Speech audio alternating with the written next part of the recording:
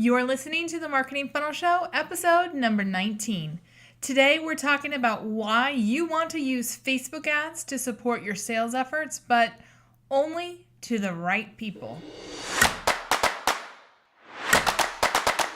Welcome to the Marketing Funnel Show. I'm your host, Michelle Evans, and this is the podcast for coaches, experts, and online business owners to learn how to go from simply surviving to sold out using the power of marketing funnels. All right, let's jump into today's show. Hey there, welcome to today's show. Today we are continuing our discussion about how to make Facebook ads work really well for your business. If you haven't listened to episodes number 16, 17, and 18 over the last few weeks where I go into some of the strategy that comes before today, you may want to go back and listen to those episodes first. But if you have listened to those episodes, then let's do a super quick reminder of the Facebook ads strategy that we've already covered, and then we'll dive into today. So first, if you have not already downloaded the freebie that goes with this, hop on over to today's show notes and download the PDF with the Facebook ad strategy visual so you can follow along as we go through today. Just go to themarketingfunnelshow.com/19 to download your copy. All right, so in episode number 16, we talked about how to make Facebook ads work for you and that you really need a holistic 3-part system that works with the other things you're doing in your marketing funnel. That 3-part system includes part 1, the warm-up, part 2, invite them in, and part 3, offer more. Then in episode number 17, we talked about more deeply about the warm-up content and how you can really make that content work for you. In episode number 18, last week, we talked about how to use the invite them in content to get people ready for your sales content and really to position you as the go-to expert that they must listen to, that they really want to listen to.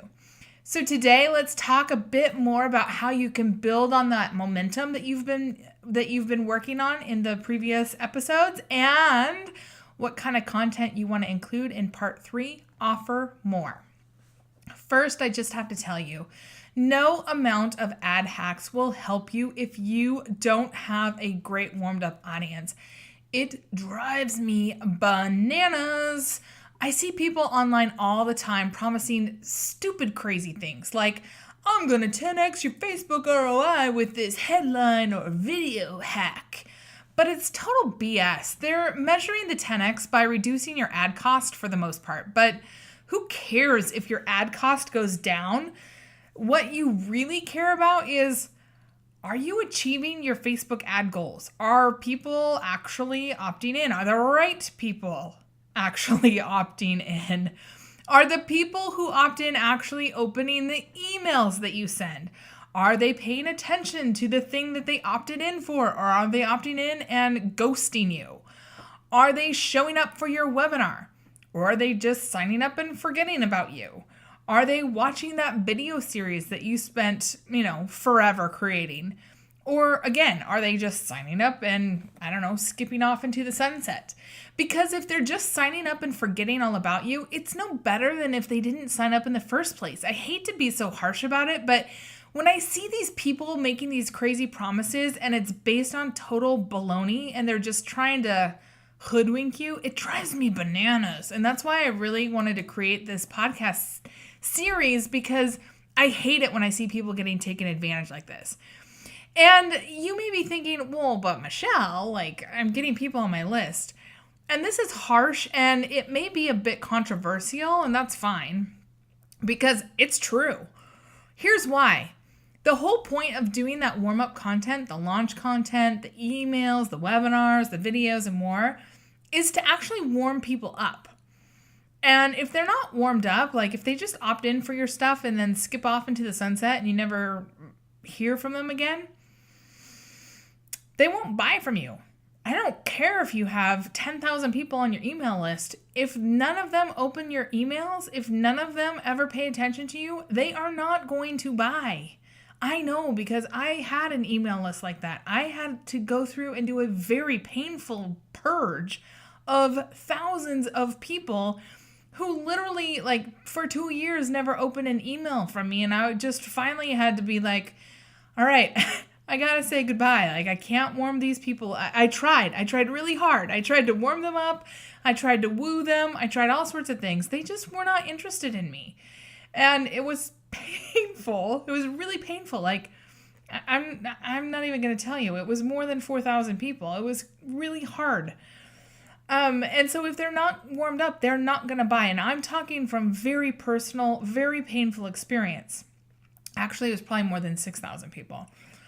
And if they're not paying attention to your stuff, they're not even going to see what you're trying to get them to buy. They're literally just like off doing their own thing. They have no clue, and nor do they care about what you're doing. So you're back to square one where you started before you even spent the time, money, and effort to advertise, which is frustrating. And that's why I say you're no better off than if you just didn't advertise, if you don't do it the right way. And that's why it's so important to do ads in the way we're talking about in this series and support your ads with a great marketing funnel. When you put these two things together, I mean, your ads may not be perfect all the time, but man, they're going to work a lot better than if you just put an opt-in ad out there and pray and hope that people are going to show up for whatever you're trying to sell. It's not going to work. So today, let's talk about how you can really maximize the offer more phase. And I'm going to assume that you've gone through and you've done the warm-up and you've done the invite them in the way that I talk about. So they're already pre-framed. They're already thinking, wow, you are the person that I really need to be paying attention to because you know your stuff and you understand me and I want to hear more from you.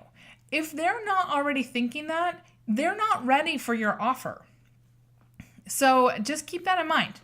So because I just have to say, just slapping up a sales page and sending a few emails, a few tweets, and a few Facebook posts about, what you have to sell or inviting them to a call with you will not generate the sales that you're looking for. It's just going to frustrate you. So, take that with a grain of salt because I've done all of that. And so I know from very personal experience that it does not work. Okay. So we're just going to assume that you've learned from my horrible mistakes of the past and that you're not going to do that. So surrounding your marketing funnel content with really great Facebook ads that elicit emotions, but only to the audience who's ready to see what you have to offer. And I'm not going to go into it in this episode, but you'll know what audience is ready to see because in the back end of Facebook, if you're working with somebody who knows how to, who knows even kind of the rudimentary stuff of Facebook, they should be able to do some really great custom audiences. So you're only talking to people who are warmed up and primed and ready. They're almost like chomping at the bit ready. And that's when you start serving this stuff up. So this is a smaller audience. You're not like going out to millions of people with this. This is just, people who are super warmed up, super ready. And so the kinds of ads that you do to support your sales efforts include a whole bunch of things. And I'll put this together into a PDF that you can download at today's show notes, which is at themarketingfunnelshow.com/19. So you can get this. You don't have to try to frantically write this down. I know I usually listen to podcasts when I'm on the go and it drives me crazy when I can't just download things. So I'll put this together so you can just quickly download it. But anyway, here's some different ads that you can do. Live videos. So you can do this as a Facebook Live, as a, Instagram Live. I mean, you can do YouTube Live. Like, you can do tons of things, right? You can do a live video. I love Facebook Live that creates intense curiosity and desire for the sale. Either done in one long video or done a few times, like a launch series on Facebook Live. So if you know what your product, program, or service is all about, you could, pick a couple of the highlighted benefits that your ideal clients go bananas for. And you could do 2, 3, 4 live videos that kind of, highlight that and really build the desire for that. And those are super powerful. And the thing about doing them live, especially if you support it in your marketing funnel, is that you can drive people to go there live. So you can see who shows up live. They can ask questions, which is so powerful because you never know what kind of crazy, who knows what kind of questions people have in their minds that might keep them from buying from you. And if they show up live and they ask that question, you can handle it in the moment. How amazing is that? And even if you can't handle it in the moment, you can say, hey, that's a great question. Let me follow up with you. I will, get back to you after I'm done with this Facebook Live. That's amazing. And you might have just saved a sale right there. Something else you could do is a video testimonial from a past client. So you could do this again. You could do it on Facebook Live. I've had clients who've done this, who have done like a 4-hour Facebook Live, which I have to say, I don't think I could do a 4-hour Facebook Live. I think I'd probably keel over dead of just trying to talk to my camera for 4 hours. But they did it amazingly well, and they just scheduled people to come in, every 15, 20 minutes, and they would talk about their experience in this specific program. And then after that long Facebook Live, and then people could ask them questions, they could ask questions. But then afterwards, on the back end, we could have a video editor just go through and snip out each of those testimonials, and we could do ads. It was an amazing thing to do. But you could also just do it as a super simple Zoom screen grab or Skype screen grab. You don't have to make it fancy. Or your client could just upload a video they did with their phone or their webcam or whatever. It just has to be real, and it has to talk about, the really important thing is a 3-part thing. They need to talk about how they were before they started working with you, or went through your program, or tried your product, or whatever it is. Then they need to talk about a specific thing that happened. So an aha they had, a result they got, some specific thing that happened. They can't just say, oh, it was wonderful, because that's not specific, and that's not gonna resonate with anybody. They need to say, oh my gosh, I never knew that meal planning could be so incredibly easy. But I started working with, Janet, the amazing coach, and she emails me every single Saturday night. Sunday, I get up and I have an entire week's worth of grocery lists, and they're all organized. So I just go to the grocery store. It takes less than 30 minutes. And I come home and I can prep on Sunday, and I'm done for the week. That has been a lifesaver for me as a busy mom. That's an amazing testimonial, right? Can you see how that could be amazing for your business if you were, a fitness coach or a nutrition coach or something? And then, so that's the kind of aha that you want. And then you want to talk about how they feel after working with you.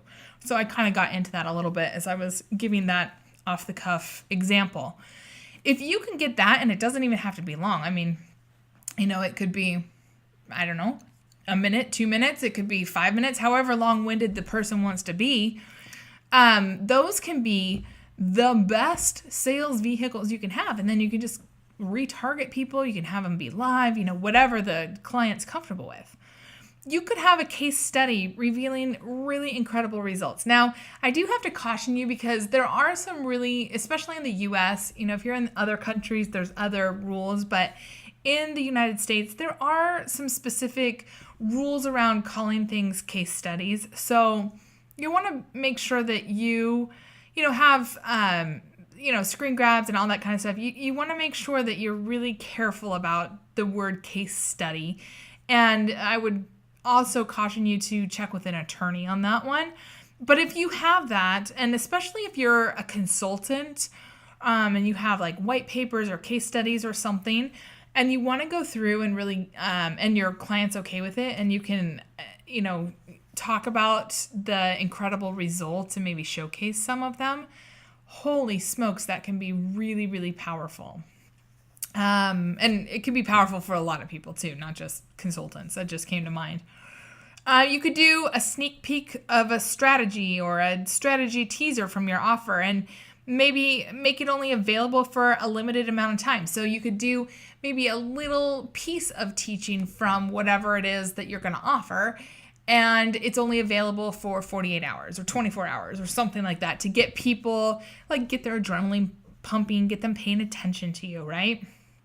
You could invite audience members. You could invite them to kind of raise their hand and get on live video or Facebook Live with you for, and maybe not even get on the video with you. Maybe they just ask questions for a real-time preview of a piece of your offer. Like, let's say that you're a coach and you're dealing with a specific, I don't know, mindset, or if you're, I don't know, a copywriter, and you do like copy makeovers for a really specific thing. Like, it has to be just like a sentence or two.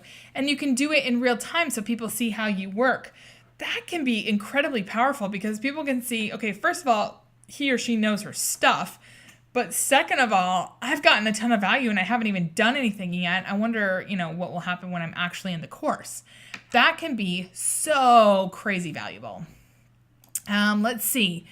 You could do a post or a video answering the top questions that you get, or you could go through and you could say, okay, what are all the things that could keep somebody from buying? And you could make a post about those. Like, you may be thinking, this is too expensive, or this is going to take too long, or, my partner isn't supportive, or it's hard for me to get time away, or, whatever some of the things are that you hear from people that are keeping them from saying yes. Put them all down, make a post about it, and why, it's really not an issue. I've seen this lately, a funny GIF or a funny photo that shows when time is running out on specific bonuses, the offer itself, or like when the cart's closing. I've seen some really clever ones, if that goes with your brand, that can be really fun. I've seen posts that highlight common fears that you've heard, or things that people are afraid of that keep them from moving forward. So this would be different than the fears of like buying and moving forward. So this could be fears like, I'm not good enough. Everybody's ahead of me. I might not be ready. So the fears, like things that they would say in their head.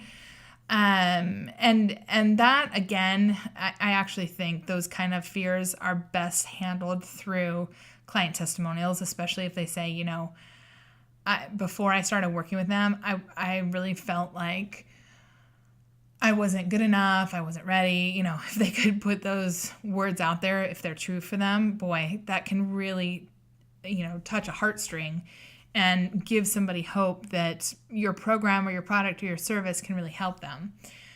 And then finally, the last one that I have on my list here is sharing a video or a photo or a screen grab from your current clients or students, or sessions, or product feedback, or even like Amazon reviews or whatever, and showcase, and if you need to, making sure you have permission, and showcasing in the moment results or real feedback from people. The point is, don't just have an ad that goes to your sales page. Like, you want to, again, have that ecosystem that kind of comes at people as a full person versus just, a walking credit card. You want to get creative in how you can support the entire conversation happening in their head and try to anticipate everything they could possibly use to say no to you, so that they really have no choice but to say yes if it's the right fit for them. So can you see, again, through this whole series, can you see how this approach to Facebook ads is really, really different than just hitting boost on your latest opt-in, or just running an ad for your webinar, or just trying to get somebody to your sales page? This is a really different approach. It's you getting up close and personal with your audience. It's you, stepping out as a leader and saying, hey, I get it. Like, I'm going to be here and I'm going to get to know you, and I'm going to create content that's going to help you get to know if I'm the leader for you. It's a really different way of approaching it, and I'm going to tell you, when it starts working, it is a really cool feeling, and you get to know who is attracted to you. And people become really attracted to you because they're like, dang, it's like you really know me. It's like you really understand what's going on in my brain. And that is the coolest thing ever. And that's when marketing becomes fun. That's when you fall in love with your community and your people and your tribe, because you're not just throwing darts at the wall and hoping something sticks. You're not just, sending out weekly emails and hoping and praying that somebody opens the darn thing. It's like, people are responding to you. They're really engaging with you. And it's so amazing. So anyway, I really, really am thankful for you listening through these because I've been wanting to get this out for a while. I knew that writing a big old blog post on this was not the right way to go. I had a lot to say about it.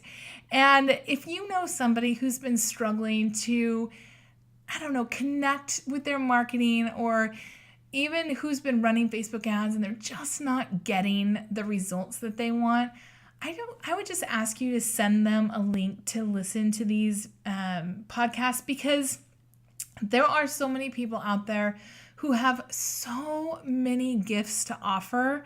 And it's just like, we just have to find the right way to get them out there. And the right way is possible. It's just, finding the right way to warm up your audience, finding the right voice, finding the right message. And sometimes it takes a little bravery and a little testing, but it doesn't have to be crazy hard.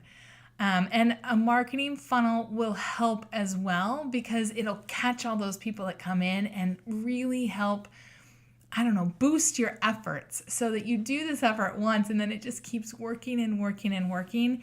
And there is just nothing better than that. I get so excited when I see people start to get results from that. So it makes a huge difference with your Facebook ads. It makes a massive difference in your marketing funnel when you approach your audience as people and not just an email address, not just a walking credit card, but as people, and that you're willing to invest up front, and then they're willing to invest in it as well. All right, be sure to download. Yeah, invest your name with me. Be sure to download the Facebook strategy checklist that goes with today's podcast. And I'll also put together the different ideas for videos or not just videos, but the different ideas for content that you could do for this section of the Facebook ads, which you can find at themarketingfunnelshow.com/19. That's just the number 19. And then, join me next week where we go into even more about marketing funnels and making them work for your business. All right. I look forward to it. See you then.